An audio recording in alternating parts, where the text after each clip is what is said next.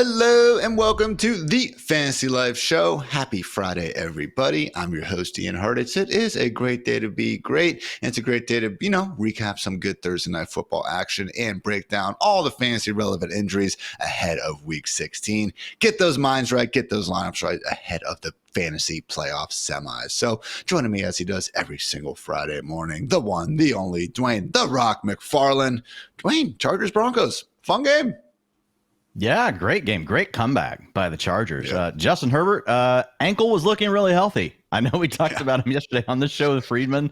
I talked about how bad he's been with the ankle injury. Evidently not an issue anymore. They just shot it up right before the game, Ian. Probably again at halftime. Got to go win this game. And plus, you got to live up to that, to the billing of being, the toughest quarterback on the planet, actually in the universe, according to Harbaugh. So, hey, Justin Herbert had to, fantastic game. I mean, some great throws and obviously very tough guy, but running around, that was the big thing I did not expect to see was him running around. Now, I don't like that form of a kneel down.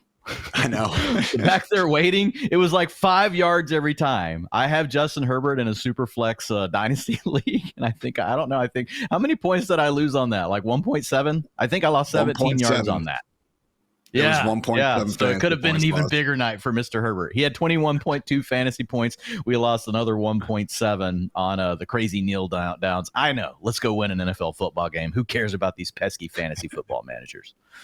Still at 28 rushing yards. We have seen that, though, Dwain, actually take the guy, from over his rushing prop to back under. So not quite that she was certainly sucks to see that. But with 284 yards and 2 passing touchdowns, still wasn't enough for Herbert to lead the Chargers again to that 34-27 victory. Really, though, the biggest performance came from none other than Gus the Bus Edwards. Hasn't exactly been lighting up the box score all season, Dwain, but found the end zone twice last night. Yes, they were shorter runs, but man, that was a sweet 43-yard run to help ice the game there at the end. However, he did not score the last touchdown. That was Hassan Haskins, not from 1 yard out, but actually from 34 on a check down, Dwain. So really, again, just interesting to see all this goodness going on for Chargers running backs, not named Kamani Vidal. I'm just happy to see you at a point in your life where you can say the two words Hassan Haskins. You've really come a long way. You haven't been completely triggered. You were doing fine, man. Just keep it together. Keep it together. We're on the air right now. So, yeah, looking at Hassan Haskins, that was a great play by him. Like, to your point, like it was just basically an underhanded pass by Justin Herbert. Get a little bit of a elusiveness going, and mainly just making sure you outrun everybody else on the field when you had the angles. And he did his part. To your point on Gus Edwards, I thought it was pretty funny. Our fearless leader, Mr. Matthew Berry, someone called him out for saying Gus Edwards was a bench. And Matthew was right. He came out and said, hey, guys, the process was right on this. Gus Edwards, he rarely does anything for you, averaging 2.7 yards per carry. Yeah, he fell, and he got the 2 touchdowns last night. Yeah. That really came through for you. But I think it was Dr. Jesse Morris had come in and actually supported Matthew in a response to the heckler. That's what this is hecklers, right? Comedians deal with hecklers. We do it on Twitter as well. And I think Jesse Morris pointed out that Gus Edwards has scored over 20 fantasy points. And even all those great years that he had with the Ravens, he scored over 20 fantasy points, only 5% of his games. So not like you were expecting this, but if you somehow had to use Gus Edwards in a skank league, he did come through for you in a big way. The utilization was the same. He's getting about half the work. The rest of it was split between Vidal as well as Mr. Haskins. Really, Vidal was the RB2 and just a little bit for Haskins. He happened to just come through in a big way on that one catch. Otherwise, nice game for Ladd McConkey. Caught all 6 of his targets for 87 yards. And look, I understand we've been hyping up Brian Thomas Jr. a lot this year, and deservedly so. But you look at his numbers side by side, McConkey, we really are looking at 2 of the more efficient rookie seasons of the past decade. So good stuff there. And yeah, otherwise, I do enjoy the gadgety usage from Darius Davis. He caught a touchdown on a nice little extended play rollout from Justin Herbert. And then we had Stone Smart catching all 3 of his targets for 37 yards. Still a full-time tight end, Dwain, or did we see that route rate take a hit with Hayden Hurst back in action? 68%, but it was Hayden Hurst's first game back, 15%. I thought it was kind of funny. The broadcast was like, Hayden Hurst, he really brings, something they've been missing. I'm like, man, Will Disley, come on. Like, Will Disley's been balling out, and then Stone Smart last week. So, Hayden Hurst, just a little bit involved, still mostly Stone Smart. We'll see if we get Will Disley back next week. I will say, man, Stone Smart, like watching him these last 2 games, like he might have a little something. Like I kind of like what I see from Stone Smart. So obviously a little bit buried once you have Disley back and this team's fully healthy, but I'm not so sure he's not the best tight end on the team. Stony Brook alum, I believe. Yeah, when he was coming out, I think he actually registered as a wide receiver, and his athleticism was still pretty good from that standpoint, even. So certainly looking good as a pass catcher. But yeah, maybe we do see a bit more Hurst next week. Going to be tough to overly trust Smart in that one. But now we move on to the sadly losing Broncos, Dwayne. They had 3 straight 70-plus yard touchdown drives to start the game, but then only managed to score 6 points the rest of the way. So Bo Nix found his way into the end zone twice through the air, 263 yards, also picked up 25 rushing yards, which has not exactly been, a habit of his after really running the ball well to start the season. But really the big story was just one check down after another, 2.9 average target depth by the end of things, which led to Javonte Williams catching 7 passes out there on a team high 11 targets. So this hasn't been the case all year. I understand this was a big critique of Bo Nix coming out of Oregon and everything, but guys, coming into the game had the 11th highest percentage of passes thrown at least 20 yards downfield, and he was 16th in average target depth, tied with guys like Matthew Stafford, CJ Stroud, Jalen Hurts, and Dak Prescott. So yes, Dwayne, maybe Bo Nix on Thursday night was a bit of a check down Charlie, but we have seen bigger things from his passing game in past weeks. Yeah, he's done enough for me to not be worried about that with him, to your point. Like, we've just had too many games where he's, throwing the ball down the field. He's got a 7.6 average depth of target. That's not like, you're not like Jameis Winston, who's up there at a 10, but very few quarterbacks are. You got like Anthony Richardson, Jameis Winston. You have some of these guys that really push the ball down the field all the time. But man, if you're between, 7.5, 9, like, that's fine, as a quarterback. There's lots of different ways that, you can win. In the league, yes, Bo Nix was more of a check down artist in college, but we have not seen that have to be the case at this level. Sometimes you just have to take what the defense is giving you, Ian. If you look at the way that they were playing the coverage against the Chargers have been a little bit banged up, not as good on defense. Feels like they had a little bit more of a plan in the later in the game and in the second half of just saying, hey, we're not going to give up the big plays down the field. So I think that was more of what was happening. And, they still came really close to winning the game, right? The Chargers made a good comeback, ended up winning it. So Bo Nix, and again, if you start him in fantasy, man, you feel great. He gave you 20.8 fantasy points last night in a pretty tough matchup. Chargers haven't been as good, like I said here recently, but still not something we would come into the game saying, hey, this is a great matchup for Nix. So I thought he did a good job. Touchdowns went to Devon Vele as well as Michael Burton out there. Could have had one go to Javonte instead. However, not Nix's best pass of the night. Overthrew Javonte Williams on what could have been about a 6-yard score. So that was the passing game. Oh, also shout out to Marvin Mims, Dwayne, continuing to get that sweet RB usage. Took a little swing pass, 53 yards, and honestly was a better ball, 52-yard touchdown away there later in the fourth. Just ended up being a little more work. Nice ball. Yeah. Oh, yeah, cool. A little more work. That's route? The most work he's had. 50% route participation. Still not where we're wanting, but hey, it's a step in the right direction. He's their best playmaker, man. I mean, just go watch the Denver Broncos. Like, Cortland Sutton, is their most dependable playmaker. But just as far as explosive plays, Marvin Mims is where it comes from. So yeah, it would be great if they figured out ways to get him on the field more. This guy can be a full-time player. I don't know why you have to limit him to this sort of role. He scored really well in the supermodel coming out. I know he's had some mistakes, some drops, things like that, but those are things young players go through. He definitely gives you an element in the offense that you just are not getting from anyone else. So I would love to see Mims on the field a little bit more. To your point, played really well last night. I do wonder, I'm kind of checking the specific snap counts right now. Okay, I think it's real, Dwayne. He only had 5 snaps in the backfield. That's been pretty consistent with what he's had in past weeks. He had more so in the slot and out wide, because I was wondering with Jaleel McLaughlin out if he just kind of took on a bigger role as a running back, but didn't seem to be the case. Actually, was more Audric Estime out there, seemingly. Yeah. Hey, if I were to tell you that we're not going to have, this guy that's been real pesky, stealing all these carries, Jaleel McLaughlin, or has he been stealing carries? We don't know. It's just a complete mess in Denver. But I moved Javonte Williams up the ranks, but not too far, just because, man, I never trust Sean Payton. And I saw people. Now, look, Javonte came through because he gave you the catches. But, man, he had 4 rushing attempts in the game. You had Blake Watson had a 19% rush share, matching what we got from Javonte Williams. So Sean Payton, he just can't help himself, man. He's got to use all 3 of these guys. The leading rusher for the team was Audric Estime, who you mentioned. So he handled more of that early down work, had 43% of the carries. Guys, I don't even know why I'm talking about this, because it completely doesn't matter. We have no clue what Sean Payton will do next week. And you just really rather not have any of these guys near your fantasy lineups, near anything to do with even DFS or anything. Just don't mess with it, man. Life's too short to deal with the Denver Broncos running back. I was the same way as you, Dwayne, where I gave Javonte a little bump and I still looked down and was like, oh, yeah, RB30 sounds about right here. That's So how I was. not trying to go overboard. So Broncos are at the Bengals next week, all of a sudden becoming a bit of a must-win game there. Should be a fun one on Saturday. Chargers are traveling to New England to take on Drake May and the Patriots. A bit more of a winnable matchup there. I think we can all agree. So that was Thursday Night Football. Now plenty of fantasy relevant injuries to get to right after a quick word to our friends over at Game Time. Dwayne, we both know there's nothing like being at a game in person, especially around the holidays. But hey, it doesn't even have to be a sports game necessarily, because Game Time is my go-to for finding amazing tickets, not just for sports, but also for concerts and shows too. I know our one, king producer, Matt Swing himself, actually went out to the Nutcracker with the wife last night. And yes, he did use Game Time to go get those lovely tickets. So I'm sure it was a great time. And also, guys, whether it's Nutcracker or anything else, you can scroll through the Game Time app yourself and actually use their feature Game Time Picks, quickly becoming one of my favorite features on the whole app. It is a total game changer. Game Time Picks curates your experience, showing you the best deals on great seats, and they make it so easy that it is a no-brainer, people. Seriously, Game Time takes all the guesswork out of buying tickets, and you can find out for yourself by downloading the Game Time app, creating an account, and using promo code LIFE for $20 off your first purchase. Terms do apply, but again, create an account and redeem code LIFE, LIFE, for $20 off.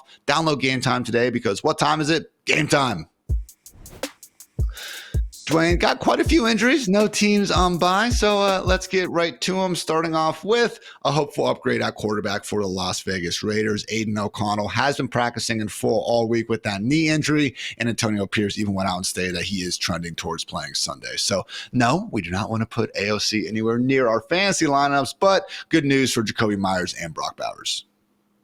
Yeah, Brock Bowers, the last time we saw Aiden O'Connell under center and play a full game, gave us 30.2 fantasy points. So, yeah. Now, obviously, in that game, we had Aiden O'Connell probably with an outlier blow-up game, threw for well over 300 yards in that contest. So, don't necessarily see that happening again, but at least we know that there's a potential ceiling there. That also goes for Jakobi Meyers. If we look at these two players, Ian, we know that the offense has condensed around Bowers and Meyers, especially since Devontae Adams moved on to the Jets. We've talked about it so many times, but super impressive target earning ability from both these players. So, they're going to get their opportunities, assuming that Aiden O'Connell is 100%. I know it sounded pretty gruesome 2 weeks ago, ended up just being a bone bruise, and has been a full participant at practice the last two games. He is the definition of a pocket passer, more of a statue guy. This guy scrambles less than anyone you've ever seen. Like, you would think that Aiden O'Connell is 85 years old. He does not leave the pocket, so I think he should be pretty good, just standing back there, as long as he doesn't take, any direct hits to that area, hoping he can play the full game. And this does help. It sounds weird to say that because we're getting Aiden O'Connell back, we actually think that this is a big deal for Brock Bowers and for Jakobi Meyers. Look, he can still just come out and throw for 225. But again, I think it's just more of a thing that we know that the ceiling is so capped with Desmond Ridder. With Aiden O'Connell, it's like, so you're telling me there's a chance. So it's a Lloyd Christmas kind of thing on Christmas week coming up. So look, let's go with it. We'll go with it. It's a helpful thing for Bowers and Meyers.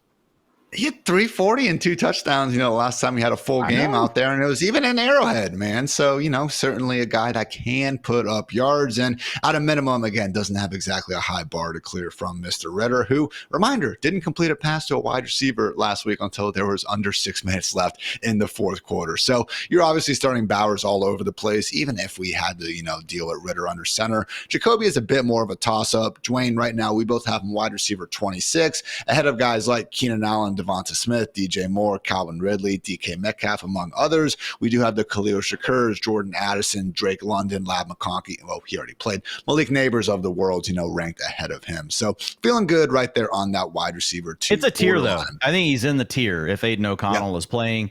His utilization score has been great. And we've talked about him really for like the last 2 or 3 weeks, and the schedule that we had. I know Swing actually wrote him up, in one of our pieces about potential league winners, sneaky guys that people may not be thinking about. So all those things still apply. We get Aiden O'Connell back under center. I know we have him more as like a high end, wide receiver 3, but I think really he deserves to be called. He's in that borderline wide receiver 2 tier with a lot of the other names. Honestly, very similar to Malik Neighbors. You're talking about a guy in an offense we don't love that we think could come down with 10 targets. I mean, that's what you're dealing with. Great matchup, too, here against the Jaguars. We've talked about exploiting them plenty this year. And honestly, just the fact this game is in Vegas, guys, it is late December. So there are a ton of games, not dealing with horrendous weather and big time winds, but are going to be some scattered showers and mostly just cold temperatures around the NFL. So again, that was kind of the main quarterback injury we want to talk about, but there are several other updates. Primarily that, Patrick Mahomes and Geno Smith did not look good last week with their ankle and knee injuries respectively, but they have practiced in full. Mahomes is not listed for Saturday afternoon, so he is good to go. And Geno also fully on track to start. So, thank you, injury gods. Meanwhile, Baker Mayfield also got in a full practice on Thursday. He should be good to go from that knee. And a similar sentiment for Tua Tagovailoa and Joe Burrow. They have been limited in practice, but it's been the case for Burrow already, and he's been playing through it. And with Tua, we even had OC Frank Smith confirm. I'm confident he'll be ready to go when Sunday comes. There is no concern for us. So, good news there. Not so good news, I guess, for most New York Giants fans. Tommy DeVito out with a concussion, which means Drew Lock back playing through the heel and left elbow injury under center. And he is facing the Falcons, winnable matchup, but it is Drew Lock we're talking about after all. Jameis Winston does have a right shoulder injury, so he's been kind of, I guess, dealing with that for the last few weeks. Maybe explains some of the pick sixes, maybe doesn't. Moving on though, Saints quarterback Derek Carr expecting to miss the rest of the season with that left hand injury. Going to be Spencer Rattler ahead of that just absolutely brutal spot in Lambeau on Monday night. And finally, Steelers quarterback Justin Fields will actually be out for Saturday due to an abdominal injury. Not going to see those just ridiculously obvious, I guess, third and fourth and short yardage situations where he comes in and runs a read option. So take that for what you will. And now we move on to running backs right after a quick word from our friends over at Bud Light. Sunday. Time to suit up. This is like half zips, kind of a quarter zip guy. And sacrifice your body. This is fun. Because no matter how hard you football, it's easy to Sunday.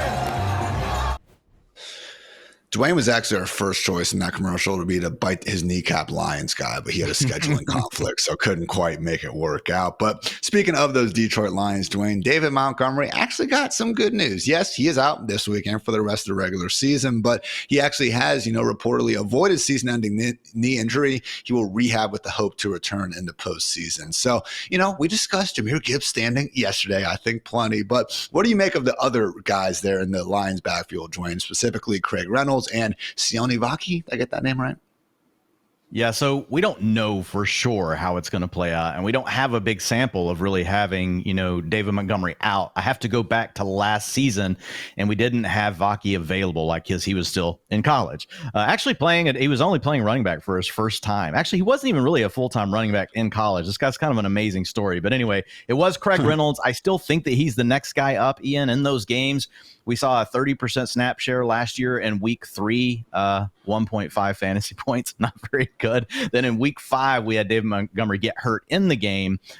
He gave you 11.2 fantasy points. Week 6 last year, 6.3. That was with David Montgomery out. So looking more like, to me, low end running back 4. I mean, you're hoping basically the guy punches in a touchdown. I think most of the work will go through Jahmyr Gibbs. I will say, though, these two guys, if you're playing in a deeper league and you're hurting at the position and you're just looking to stash something away, I mean, knock on wood, we don't want this. Definitely. We've been waiting to see either Jahmyr Gibbs or David Montgomery. We've talked about, man, what would it be like if either one of these guys just had the backfield themselves? So we love this with Jahmyr Gibbs. But if something happened to him, one of these guys are going to become viable because the Lions are not going to stop running the football.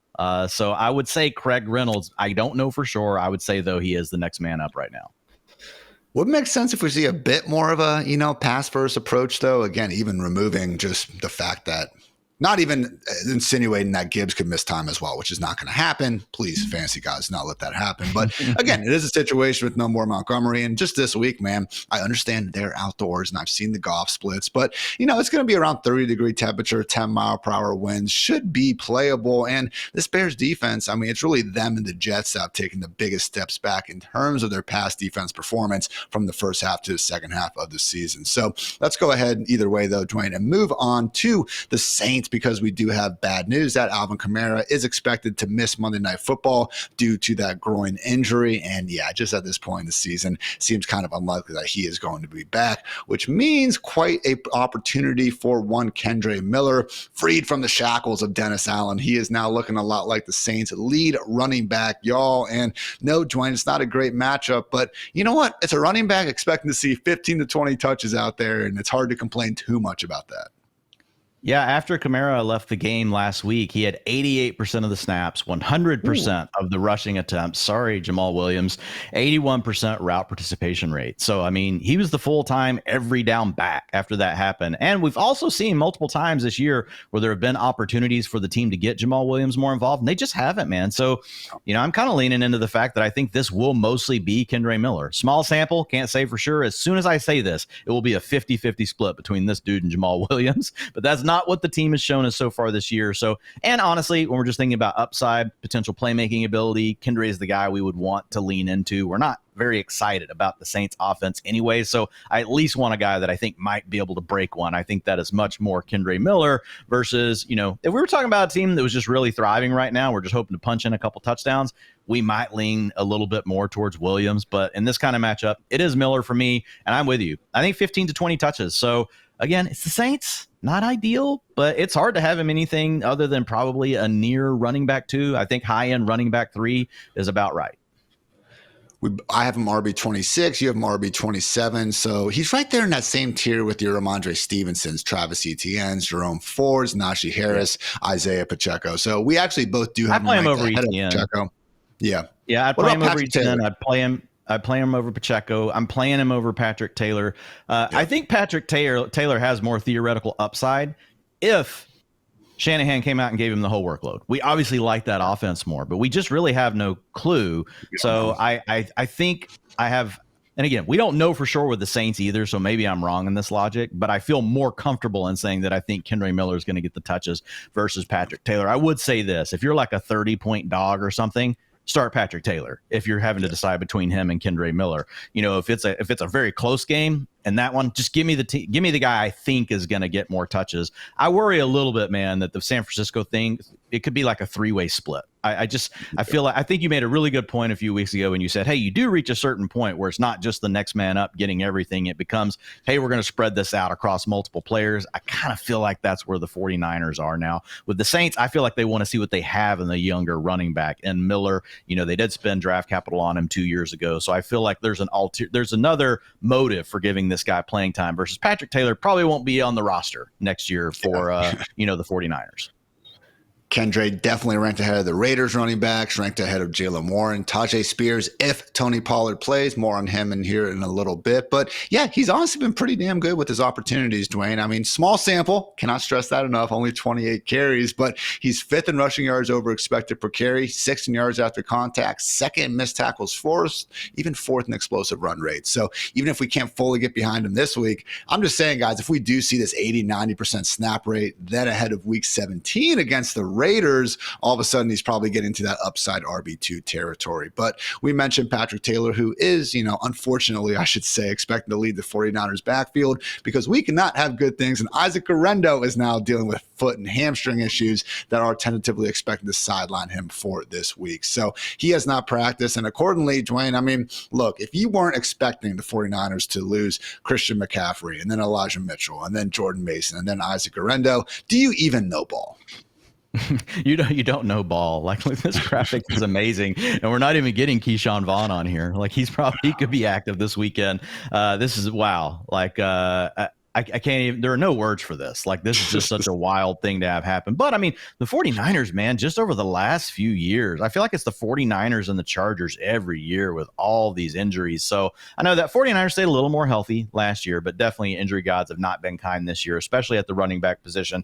To your point, we just talked about it. I think Patrick Taylor, is a guy that could give you upside if you're trying to decide between some of these running back 3 players. But I also won't be surprised, Ian, if we're doing the Sunday night recap and we're like, yeah, Patrick Taylor had 35% of the snaps, 25% of the rushing attempts. It could really come out bad for you. And honestly, It could honestly go a whole different way. They could give Israel Abanikanda a bigger role than him. He's been on the roster now a couple of weeks. Keyshawn Vaughn, who knows what his role is going to be. So I think the best fit for the scheme is honestly Israel Abanikanda. Like he was a casualty, for the Jets just because I get it. He didn't do anything early enough as a career, but whenever you got Breece Hall, Isaiah Davis was doing good things. Obviously, Braylon Allen looked good earlier in the year. There just wasn't room for him on their roster. But he is, of the backs remaining, I think the most explosive playmaker, definitely the size, speed, score kind of thing you got working for him. 1 foot in the ground, cut, make that long run. But we have no clue how much playing time he's going to get. So if we had to guess today, I do think Patrick Taylor is the guy you would go with for the 49ers. I just don't have a lot of confidence, man. Accordingly, more of a mid-tier RB3 for both Dwain and I. He's coming in as my RB31. Dwain's right there in the high 20s as well. So it doesn't need to be forcing the lineups. I think I would still lean with Patrick Taylor over guys like Jalen McMillan, Roma Dunze, some of those, boomer busty wide receiver fours, Dwain. But it's close. And yes, we do again prefer Kendre Miller over Taylor here. So we'll see what happens. I would do that, dude. I think you're right. Because if Patrick Taylor does get the full-time workload, and that is in the range of outcomes, he can finish as a running back 1. He can give you 25 fantasy points. Like that's the kind of thing I start to think through. As you get to those wide receivers, like they have boom bust potential as well. But are there really scenarios where Roma Dunze just gets fed? Like we haven't seen that yet. We haven't seen him come out and like get 10, 12 targets, right? It's so spread out across the guys. There is a chance that Patrick Taylor gets 30 touches, in the game. So that's what you kind of got to start thinking through as you're making those decisions.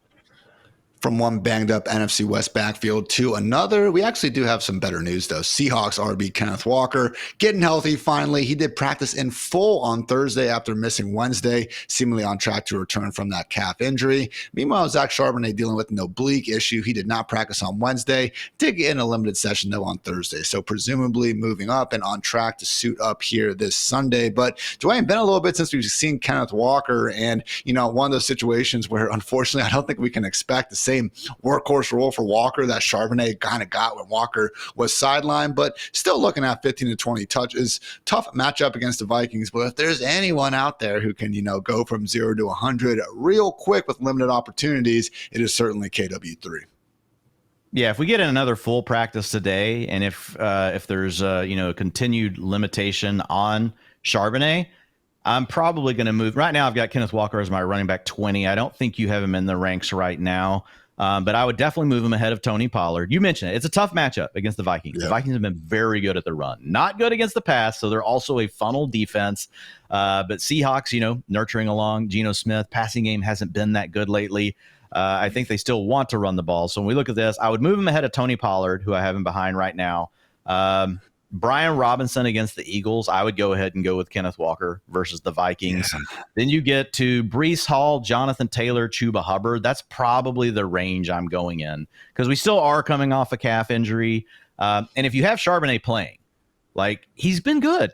So do they potentially give us some kind of split that we've not been used to? We've seen this happen to guys, especially later in the year. Like as everybody's dinged up, we've seen some of these guys that have had big time workloads get really turned into more of a committee like Breece Hall. And some of that started with an injury and then the other guys played well. And then he comes back to not really a full-time role. So I think right in that range, he's not going to be up there where we had him earlier in the season where he was pretty much, a top 10 guy every week. I'm probably looking mid-range to high-end running back too. How about you?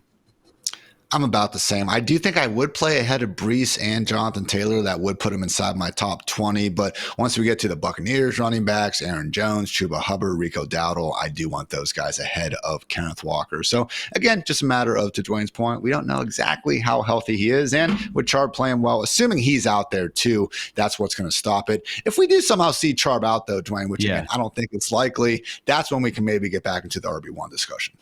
Oh, you have to then. If Charbonnet is out and we feel that Kenneth Walker practices in full again and is off the injury report, I think at that point, even though you're in a tough matchup, he's in the top 10. He's in the top 10 at that point. Probably right around the James Cook, Joe Mixon. I'd play him over Dowdle. If we knew that he was going to be the full-time back. Because that's really the thing Dowdle has over him right now.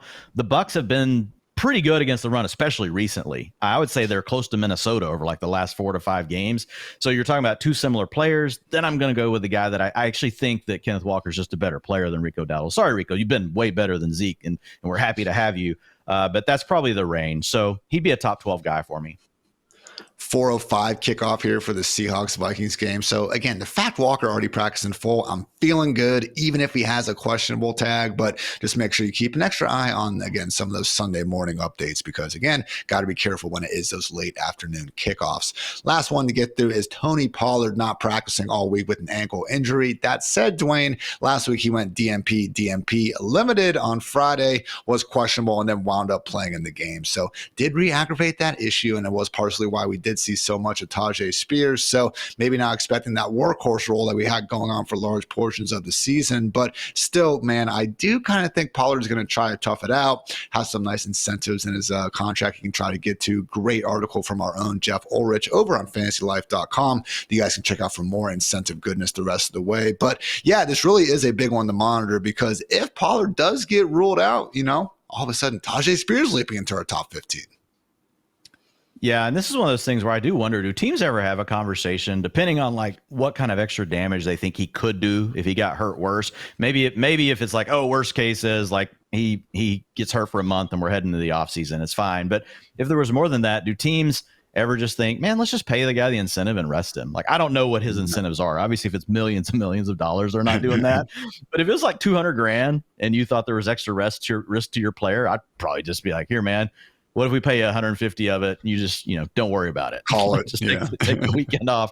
But yeah, Pollard right now, I've got his running back 19. I'm slightly ahead of you. You're running back 22, but we're in the same zip code there. Low end running back 2. You got a decent matchup against the Colts. Colts have been playing a little better here recently on defense. But man, if for some reason Pollard is out, Tajay Spears looked really good last week. He would probably, if we didn't have Pollard, for me, climb into that range where right around Bucky Irving against the Cowboys, who I've got as my running back 14 right now. I really love Bucky Irving this weekend. I like Rachaad White too. Just Bucky's look so good, but Tajay looked good. The other thing I'll say here is for Pollard, he is game script dependent at this point. He has now turned into the early down back. Over the last 2 games, we've seen Tajay Spears take over that passing down role. We actually saw that a couple times earlier in the year, but Tajay just wasn't able to string together multiple healthy games. And so the trend just never fully took hold. I think we're seeing that now. So with Tony Pollard, he is not only are you dealing with the injury, if somehow the Colts jump out to a decent lead here, that could be a problem for Tony Pollard, not just the injury. So he's a pretty risky play this weekend. Absolutely. So again, if Spears is going to be suiting up alongside Pollard, then it's going to be tough for us to get Spears too high in the ranks. I had a lot of start-sit questions, last night about Spears specifically, and I have him RB33. You have him all the way down there at RB38, Dwayne. So no, as great as last week was, Spears is not someone that you should be dying to get into your lineups if Pollard is healthy. But man, if not, we talked about it a couple weeks ago with Faraz, legit has a chance to get in there in the top 15. I think I'd start him over both Buccaneers running backs, Dwayne, if no Pollard. Yeah, like I said, I'd put him right where Bucky is. The only challenge, man, is Bucky has looked amazing in all facets. Yeah. And like it's like, I know that the Buccaneers are a good team. I know they're going to come out and put up a good effort. They're in first place in their division. They've got the 3rd seed. They want to keep it. Baker's balling. Like, there's just so many things going for him. Like Spears, yeah, the workload will be there. And he might actually out-touch Bucky Irving. But man, like Bucky's just looks so good. I probably couldn't get him past Bucky, but like I said, same tier. Also, I'm too low on him. Just with standalone value, also knowing that Pollard could exit the game with an injury. Right now, I'm an idiot. I have him behind Tank Bigsby. I would start Tajay Spears over Tank Bigsby. And again, I go in and I tweak a lot of this stuff on Friday and on Saturday as we get the injury news. You know how this stuff goes. But I would also start him. I'm a complete moron. I have him ahead of Kareem. I have him behind Kareem Hunt somehow. That's stupid. I would play him over Kareem Hunt. He could be like the highest ranked. I would put him right there with Justice Hill, Pacheco, Jalen Warren. That's his tier. Yeah. You know what I'm saying, though? He should be like the highest ranked number 2 running back. Yeah, probably. I mean, I got Jalen Warren's right there too, because of what's happened to Najee's role here recently. So yeah, I think that's right. Hell yeah. So last point would be just kind of going back to those incentives. Pollard needs 118 rushing yards to hit 1,100 on the year, which would trigger a $250,000 bonus, just 2 rushing touchdowns away from hitting a $200,000 bonus as well. So $450K, Dwayne, chump change. I've been told all week how the $90 million guaranteed dollars that the Falcons paid Kirk Cousins doesn't mean anything. So, $500K or so to Pollard, who says no over there. So those were the main running back injuries, but a couple other quick updates. Specifically, specifically. Joe Mixon, not listed on the injury report ahead of Saturday afternoon, was limited with that ankle issue, but not going to keep him out of the lineup ahead of his matchup with the Chiefs. Also should be seeing the return of Roschon Johnson in Chicago. Been out with that concussion, but he has been practicing in full. Don't think it's going to take too much away from DeAndre Swift's workload, but maybe at the goal line, Roschon has been a beast inside the 5-yard line this year. Also note Bucky Irving has been limited, but man, he's been not practicing and limited throughout most weeks. So the fact that he actually has been practicing in some way, shape, or form this week makes me feel like he's getting healthier ahead of Sunday night's smash spot against the Cowboys. Also, Tyron Tracy limited with an ankle issue. This is new, but the fact he has been again limited all week makes me think it's not too big of a deal. Continue to treat him as again got kind of borderline RB2 in the same tier as a lot of these Tony Pollard type of guys we've been talking about. Jets RBs, not Breece Hall listed, which is fantastic news for him, but we do have Braylon Allen and Isaiah Davis with back issues, been limited all week. So expecting them to play, but hey, maybe Breece is able to go up and get that, more familiar 70+% snap rate because he has again been practicing in full all week. And finally, Trey Benson not practicing with an ankle issue. So if there's any more reason to absolutely love the spot for James Conner, well, now you got it. Could be a legit every down back ahead of the smash spot against the Panthers. So good stuff there. But before we get to wide receivers, a quick word to our friends over at DraftKings. Grab your favorite team's jersey and some snacks and head to the couch for another Sunday of action-packed football. You can get even closer to the action with my partners at DraftKings because right now, all new DraftKings customers who bet just $5 will get $150 in bonus bets if your bet wins. Just download the DraftKings Sportsbook app and sign up using the promo code FantasyLife. The crown is yours. That's right, new customers get $150 in bonus bets if your bet wins after betting just $5. If sports betting is not yet available in your state, don't worry. You can still join in on all the fun with DraftKings Daily Fantasy and have the shot to win cash prizes.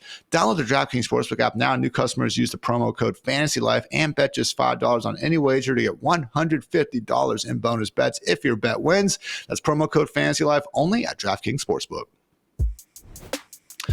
Wide receiver season, Dwain, the return of someone who I drafted entirely too much of back in August. I would like to maintain the process was right, but man, caught that first pass in the preseason, and we have not seen him since. The return of Hollywood Brown, not even listed on the injury report ahead of Saturday afternoon. So I will say, Dwain, we talked about this. When you have the wide receivers and you have guys coming back from upper body injuries or even concussions, I'm a bit more confident in them having that full-time role from the get-go. It's not like a lingering hamstring or a calf issue. So from that standpoint, we're feeling good. Hopefully, Hollywood's just going to take away from Justin Watson and we can get that dude off the field. Hopkins, Hollywood, and Worthy. That's what I hope, Dwain, but it's not a given. Yeah, it's not a given. But I'm definitely the highest here of the rankers. So I'm at 58. You're at 81. Charge 72. But like Friedman's 118. Waz is 105. So, and those will get adjusted again, guys. So come back and check fantasylife.com. You can see where we're all at. But like when I got to Hollywood Brown, I really did get to a point where I ignored the projection I gave him. And I just started thinking about his potential ceiling and floor. And just like, as I moved him around near these other players, like, so let's do this game that you like to do, Ian. But would you start Hollywood Brown or Nick Westbrook-Ikhine? Yeah. I would start Hollywood Brown. And see, and that's what I'm saying. So right now you got Westbrook-Ikhine at 60, and it's not to call you out, but because I was doing the same thing. I was thinking, man, he might just play 30%, but he could play 100%. And so you just kind of have to really think more about the upside. And it does come down to your matchup, guys. Also, if you're in a skank league or not. Haven't said skank league enough yet. There's twice. I said it twice now on the show, Ian. But I think like around Tim Patrick, Amari Cooper, honestly, you're getting in there. Amari, I've got at 52. I'm playing him over Ray McLeod. Yeah. With Michael Penix. Well, we just don't know. Yeah, I guess you're right. So about wide receiver, and Ray doesn't have a ceiling. And Ray does have a floor. We saw it last week. People finally trusted Ray. You put him in your lineup and you got Jack Squat. So like I think I actually need to move him up a little bit more. But I think he's a boom bust. Like the best thing you could say about him, the furthest I could get him would say boom bust wide receiver 4. Right now I'm calling him a boom bust wide receiver 5, but I think you guys really got to look at the ranks and think about it. Like there's a world where he just comes out here and outscores Xavier Worthy It's not like Worthy's done anything. DeAndre Hopkins doesn't play full time. So as I thought about it more and more, man, I think boom bust wide receiver 4 is potentially where we would be thinking about Mr. Hollywood. I'd start him over Cedric Tillman with Dorian Thompson-Robinson. And I love Cedric Tillman. You guys know how much I like him. I'd start him over Josh Palmer. Oh, wait, I already have the data on that one. I'd start him over MVS. So those kind of names. I'm starting Hollywood. I'll be adjusting those ranks for sure. You can see the vision the Chiefs had going into this year. Again, with Hollywood, I think being a bit more of that intermediate, maybe even shallow guy. He can go deep, obviously, as well, but almost the more true number one wide receiver running those, I just think, more traditional routes. Worthy being the field stretcher and gadget guy, but then Rashee Rice being the one eating in the underneath areas of the field. So obviously didn't work out with some of these injuries, but maybe not too late for Hollywood to make a nice impact. I will be adjusting those ranks and getting them up there in the wide receiver 50 range. Rest assured. However, Dwayne, we cannot have nice things because T. Higgins dealing with yet another midweek injury. I think, okay, he was listed with rest/knee. He was limited on Wednesday. He did not practice on Thursday.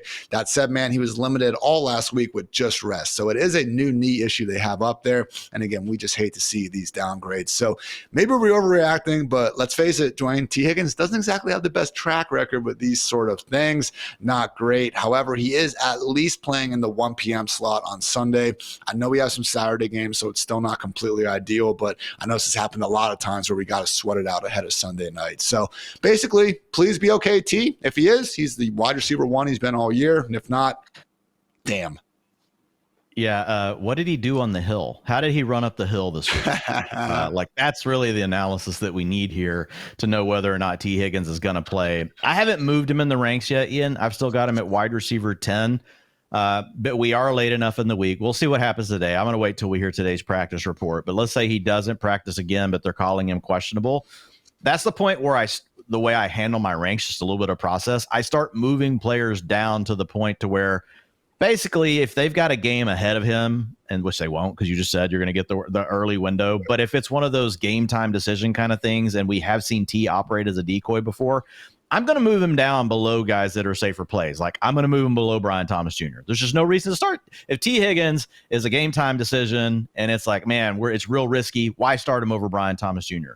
Why start him over Terry McLaurin? Why start him over JSN? Why start him over Cooper Kupp, Jawan Jennings? I'm moving him below all those players, Tyreek Hill, Garrett Wilson. Then you get to the interesting names, I think. Jordan Addison, Malik Neighbors, Drake London. You're dropping down a tier now. Now that becomes the point where you've got to start to try to make a decision.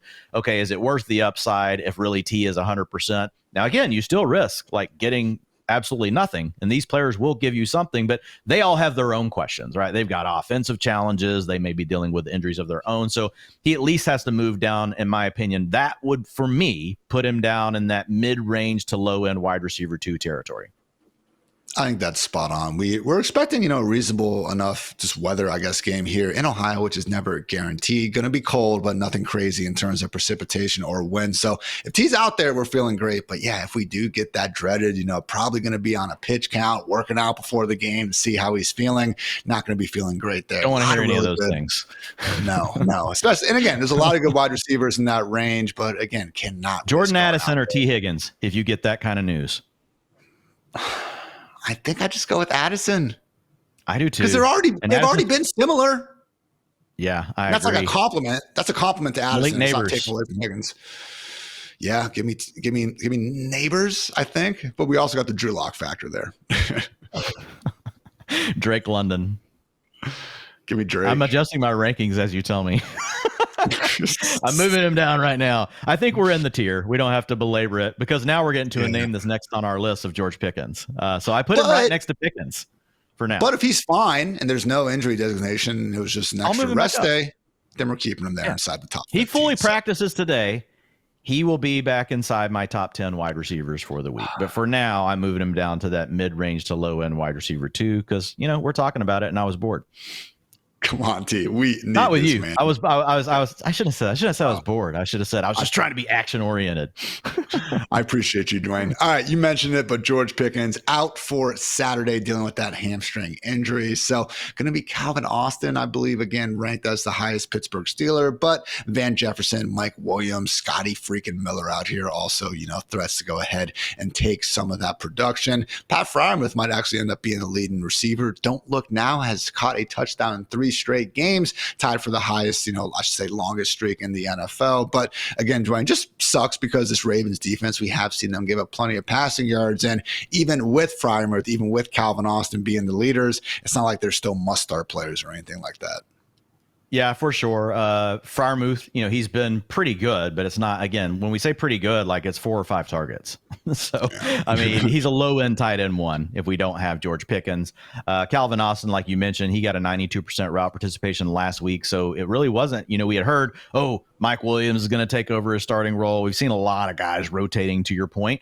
But Calvin Austin was the guy last week, at least, that got the most playing time. We know that he's capable of making those big plays, especially on those moon balls down the field, which Russ has been doing a little bit more of. Surprisingly, defenses have given him some of those coverages. So he would be the next guy. But even to your point, they don't become must starts. Like at that point, you're talking about boom bust wide receiver 4 territory for Calvin Austin. It's not like he's suddenly a top 36 guy.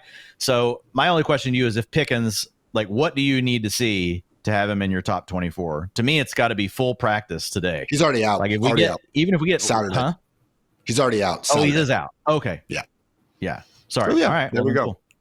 You're good. Right, don't worry about it. Guys, wide receivers who are practicing in full, and thus we are expecting them to be good to go for this weekend. CeeDee Lamb, Malik Neighbors, Wan'Dale Robinson, and DK Metcalf. So good stuff there. A little bit more question with A.J. Brown. He's been listed with knee and rest. He was a DNP on Wednesday, limited on Thursday. Tend to think he's fine. We did see him again have that painful looking injury last week, but played the rest of the game. And again, the fact he's already been limited on Thursday makes me think he should be good to go for this weekend. Similar sentiment with Jacoby Myers. He's been limited with an ankle, but that was the case last week. He practiced in full on Friday and was good to go for the weekend. Cedric Tillman still limited, man. It's been a long time in the concussion protocol, so not a given that he's going to be back. As Dwayne said earlier, though, we do not trust him at all with DTR under center. Also no Sterling Shepard, Trey Palmer dealing with some injuries. Sterling's been playing through most of them, though, so wouldn't expect him to be out for Sunday night. And otherwise, do have some guys not practicing, though, that are a bit more of concern. Jalen Waddle, specifically with a knee issue, has not practiced at all this week, and sounds like he could be on the wrong side of questionable for this one. Would be a nice boost for Tyreek Hill, and if you are in one of those skank leagues, get that counter up to 3, Dwayne. I do think Malik Washington could be the next man up, and we know 49ers-Dolphins matchup that maybe could turn into a fantasy-friendly shootout. Over in Baltimore, Rashad Bateman got added to the injury report on Wednesday. He was a DNP on Thursday and officially questionable now for Saturday. So Nelson Aguilar also already ruled out due to a concussion. Deontay Johnson ruled out again due to whatever the freaking is going on with Deontay Johnson and the Ravens right now. So really all just good news, I believe, for Zay Flowers and Mark Andrews, condensing that pecking order that we know should be continuing to produce plenty of yards. Over in Carolina, Xavier Legette hasn't practiced all week. David Moore also limited all week with a concussion. And Jalen Coker, sadly, Cokehead's out there. He was added to the injury report with a quad in a limited session on Thursday. So maybe just that many more targets to go for Adam Thielen. Wouldn't rule out Coker just yet, but again, not looking good for Legette and even David Moore. MVS not practicing ahead of Monday Night Football, nor is Bub Means. The Saints did open up Chris Olave's practice window. I'm not sure why they're even trying to mess around with this. Just freaking take the rest of the year off, man. Coming back from that concussion, had multiple of them this year, so we'll see what happens there. But even if Olave somehow plays for Monday night, not going to be able to rank him higher than, I would say, a boom or more likely bust wide receiver 4 due to the Spencer Rattler experience. In Indy, Alec Pierce not practicing. Michael Pittman's fine. Ashton Dulin on his way back. But yeah, without Pierce there, if you guys are in the DFS street, should be another full-time role for A.D. Mitchell. Maybe he finally figures out some of those unrealized air yards. And finally, John Mechie out for Saturday Saturday afternoon. Nick Westbrook-Akini and Tyler Boyd not practicing. And KD 2 times because he blocks punts 2 times. Kadero Hodge also not practicing with a rib injury. So get better, Kadero, man. You are balling out. Dwain, though, let's get to, again, one of, I would say, just the last big things we need to get through, and that is Browns tight end David Njoku not practicing at all with a hamstring injury. So seems, again, on the wrong side of questionable. We saw Jordan Akins lead the way, last week, but again, with DTR to center, I don't want anything to do with these Browns tight ends, pass catchers, and sadly, even really Jerome Ford. Yeah, I mean, Njoku, if he plays, the best thing you can say is low-end tight end 1. Yeah. I honestly think the bigger conversation, really, is how high are we pushing Adam Thielen if Coker and all these other injuries are there? Right now, you got him as a low-end wide receiver 2. I got him as a mid-range wide receiver 3. I probably at least need to get even with you, but he might be more like a mid-range wide receiver 2 because of all the guys that are potentially hurt. That would be Adam Thielen moving up the ranks. Feels great, Ian. Hooked on a Thielen, Dwain, you and me over here. So other tight end news, Noah Fant practicing in full. Brenton Strange has been limited with a shoulder issue, so keep an eye on that. Not, too worried because he has been out there, but yeah, keep an eye. Zach Ertz working his way back, though. He was limited on Thursday. Hopefully he can suit up. Juwan Johnson limited. Luke Musgrave could be returning. Would not be good news for Tucker Kraft. And Tanner Hudson also limited. Maybe good news for Mike Gesicki. Keep an eye on Cade Otton. He's also not been practicing, and I think that about sums it up for the injuries. So again, all this and more will be reflected in our ranks over FantasyLife.com. But now, Dwain, time for some bold predictions.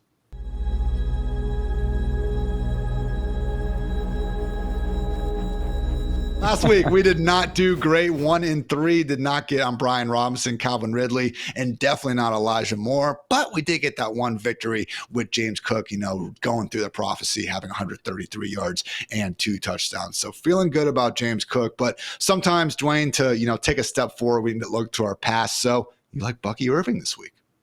Yeah, Bucky Irving, 120-plus yards, 2 touchdowns, playing against the Cowboys. Buccaneers, very highly motivated team. You look at Bucky, of all the backs with at least 150 attempts this year. You don't hear me talk about efficiency a ton, Ian, because I think a lot of this, I've already brought through in the utilization score. We're using their fantasy production, we're using their usage, and we've tried to create something that, we can really focus on. But, man, it's just so impressive. How can I not? Number 1 in yards after contact, 4.2 yards. Number 2 in tackles avoided rate, 28%. And number 6 in percentage of attempts going 10-plus yards, 13%. So Bucky Irving just absolutely balling out. Yep, still sharing the backfield with Rachaad White, who could also do some things.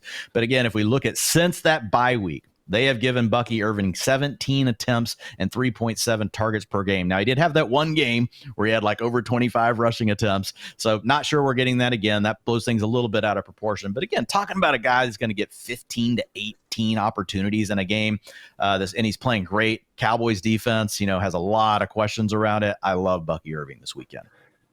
I'm going with DeAndre Swift. Give me 130 total yards and a touchdown against basically the Lions backups at this point. 15 plus touches in all but 2 games this year. And as much as people want to write the dude off, I still maintain he is slippery in the open field. So home running back with 15 plus touches who has some explosive ability and can work in the pass game. I do like Swift, providing a rare-ish boom here for the Bears. Dwain, your second bold call involves one Brian Thomas Jr. Yeah, I don't even know if this is bold. This is maybe weak. I mean, Brian Thomas Jr., I've got him down here for 110 yards and a touchdown. Maybe bold would be 120 and 2 touchdowns. The bottom line is you just want him in your fantasy lineups, period. We're talking about a guy that since we've had the injuries to Christian Kirk, Gabe Davis, as well as now Evan Ingram out for the season. Obviously, Brenton Strange did his thing last week. Like you said, keeping an eye on what's up with his shoulder this week. But, dude, he's just been amazing. He's shown that he can take over that lead role. He can do it from anywhere on the field, can beat you over the top, can win contested. You can throw it to him and let him just handle the yak, which is what we saw last week. That's the kind of role they let him play, just powering through dudes, outrunning other guys. Brian Thomas Jr. looking absolutely beastly out here, Ian, over this stretch. Wide receiver 28, 15, 19, and 4 since week 11. So you're feeling really great about Brian Thomas Jr., looking more like a top 12 wide receiver than the wide receiver 3 we had him at just a few weeks ago. Love it. And I will close things out with Zay Flowers going up against the Steelers defense that, yes, they are very good, but Jerry Jeudy, Jamar Chase, T. Higgins, Devonta, AJB, and Terry McLaurin all have put together pretty big games even over the last 6 weeks. So mention some of those others, Ravens wide receiver injuries. And I just think Zay Flowers is too freaking good at football to go this long without a boom. So give me 120 yards and a touchdown for the most talented pass catcher in Baltimore. But guys, that's going to do it for Dwain and myself. Again, check out FantasyLife.com for updates, rankings, articles, newsletters, and so much more. Go win that fantasy matchup. Remember, it is a great day to be great. So for Dwain, for producer Matt, for producer Kelsey, I'm Ian. Thanks again for tuning into the Fantasy Life Show. And until next time, take care, everybody.